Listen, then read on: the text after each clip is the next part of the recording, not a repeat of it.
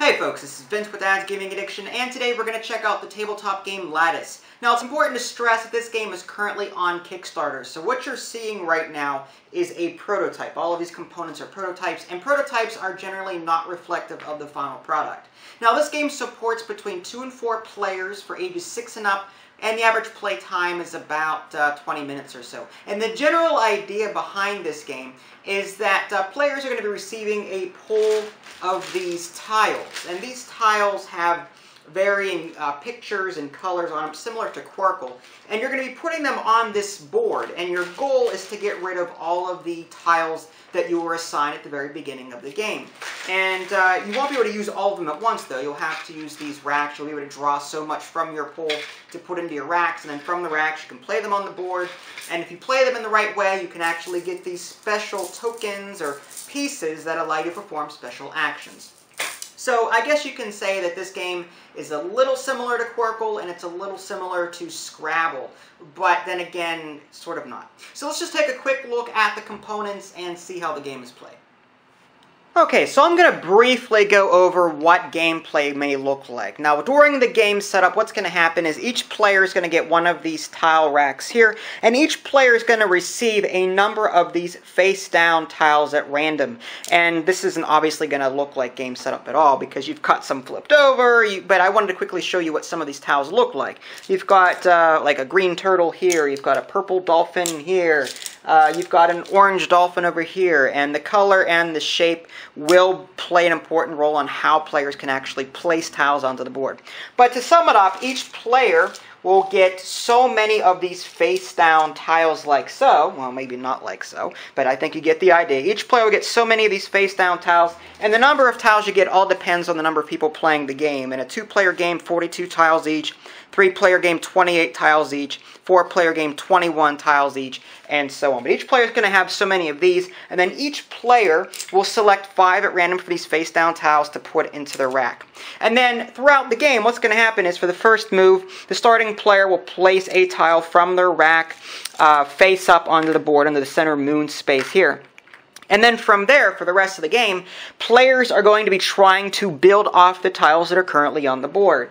Now, what qualifies as a legal move, you either have to match the color or the shape, either or. So if this player here, we're going to go ahead and make a move by, using one of the tiles from the rack, he could do something like this, because even though they're not the same color, they are the same shape. It's the same tile. So that's okay. That's perfectly fine. And then this player may look at his rack and take a look. Well, he's got this blue flower, so he couldn't put it next to or adjacent to this green dolphin here, but he could put it next to the blue dolphin, because even though they don't match in shape, they have the same color. And this will continue back and forth, and players will be growing the board. Okay, so there are some special things to note as you're playing this game. One thing that you can do on your turn, instead of playing a piece, you can exchange all 5 tiles in your rack. So let's say that I had, some pieces or some tiles here, and I'm like, you know what, I don't like any of these pieces. So what I could do then is just exchange these 5 for any 5 random face-down tiles that are currently in my pool. And again, the object of the game is to try and get rid of them. And again, you're not going to have this many tiles. I'm just doing this as an example. But you get the idea. You can exchange the tiles in your rack for new ones from your personal pool. Unlike Scrabble, there's not a bag that everyone basically shares from. You're going to have tiles in your own pool. This player's going to have tiles in their own pool, and your objective is to get rid of all of yours first. Another thing you could do on your turn is simply pass if you want to do that.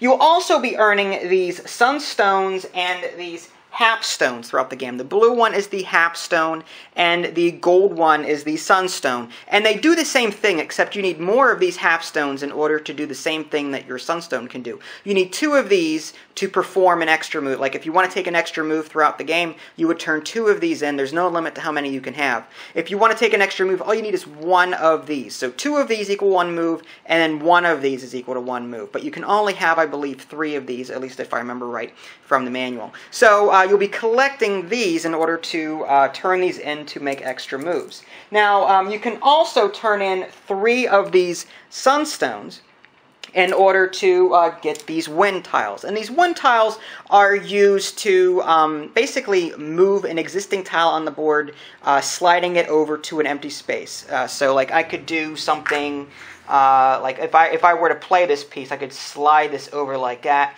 and that would be it. Then you would discard the wind tile after you were done with it.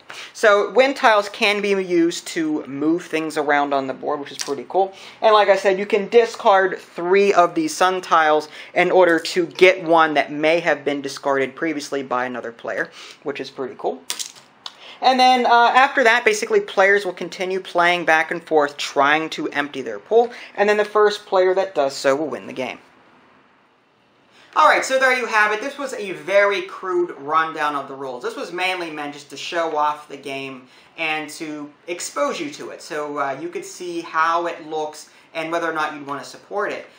For example, I didn't touch on how you actually earned those half stones and the sunstones. In order to earn those, it's very simple. Whenever you play a tile on the board, if you manage to get it surrounded by 2, so like if there was pieces on the board already and you put this tile down and it borders 2 of them, then you get one of these blue half stones. If you put the tile down and it's surrounded on 3 sides, you get a sunstone. If you manage to form a lattice, which is all 4, and you could do that a number of ways. I mean, you could use wind tiles to push tiles out of the way, and then on a future turn, you can plop it like, and it's like sort of like a donut. You could plop it right in the middle, that middle hole there, and it's surrounded on all 4 sides, assuming it's a legal move, and you could gain 2 of these sunstones. So a few things I didn't go over, but hopefully this gives you the general idea. As far as supporting the game goes, I'll have a link in the below description. That way you can check out the Kickstarter page and see whether or not the game is for you. I believe at the time of recording, I think there's like 15 days left, so hurry on over if you haven't already and check out the game. So if you guys haven't already, subscribe to my YouTube channel. That way you can keep up to date with any new content I happen to publish. I also have a written preview of this game on my official website, www.dadsgaming.com. Again, there's a link in the below description. Go check that out. This is Vince. Thanks for watching, and I'll catch you next time.